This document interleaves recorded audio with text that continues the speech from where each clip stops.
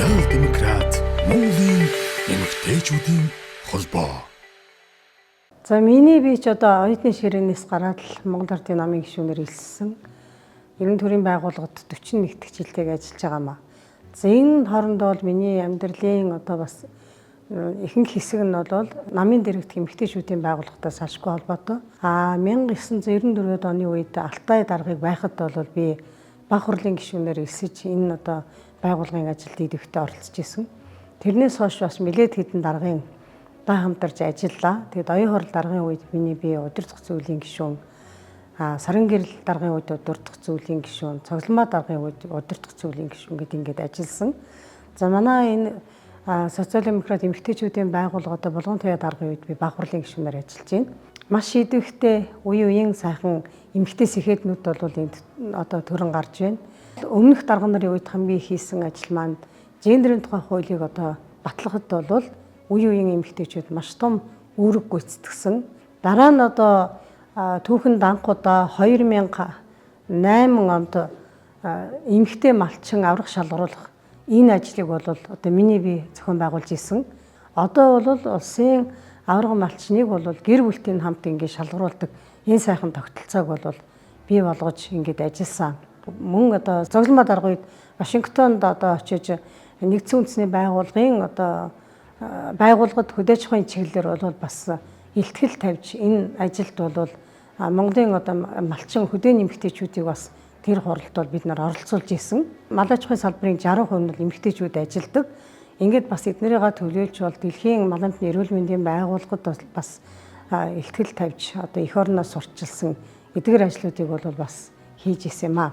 Тэгээ Баялгийн социал-демократ эмэгтэйчүүдийн холбооны одоо би одоо байнгын үеийн одоо тэр хэдийн ард зөвлөхөр арын фонд нь ажиллаж исэн.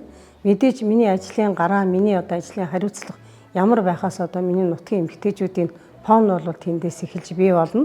Миний хувьд бол бас 2009 оны зуудыг 2010 оны одоо шүлхийгээд Зүү аймагт нь одоо гарсан шүлхийг бол бас удирдах ажилласан. Энэ бол Монголын түүхэнд гамшиг зуудыг удирдсан анхны эмэгтэй би юм байлаа. За тэгээд энэний дараа манай Баялгийн аймгийн социал-демократ эмэгтэйчүүдийн холбооны одоо гишүүнчлэлийг бол маш их өргөжүүлсэн.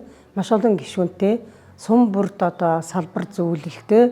Тэгээд одоо 5 хүн бол бас мэдэн онцлогийг нь Баялгийн аймаг бол бусад аймгийг бодоход одоо гендерийн тухай гендерийг дэмжих тал дээр бол бас маруухан байдаг байсан. Одоо иргэдийн төлөөлөгчдийн хуралд одоо жил болгон 5-6 хүн байнга сонгогдож ирж байна.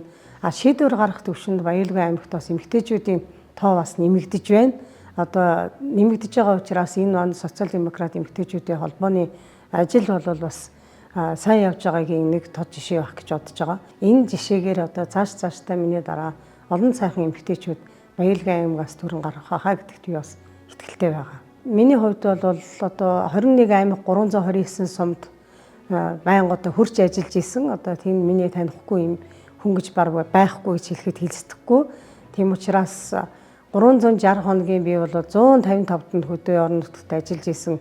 Одоо жилийн судалгаанууд гарч идэг. Ингээд орон даяар тэмдэглэж байгаа социал-демократ эмэгтэйчүүдийн холбооны 30 жилийн ой мэндийг бол Монголынхаа бүх эмэгтэйчүүдэд одоо баярын мэндийг хүргэе. 5 хүн маань атгсан гар шиг урагшаа харж ажиллаж социал-демократ эмэгтэйчүүдийн холбооны ажилд үргэлж идэвхтэй оролцоорой гэдгийг 5 хүнээс уриалж байна.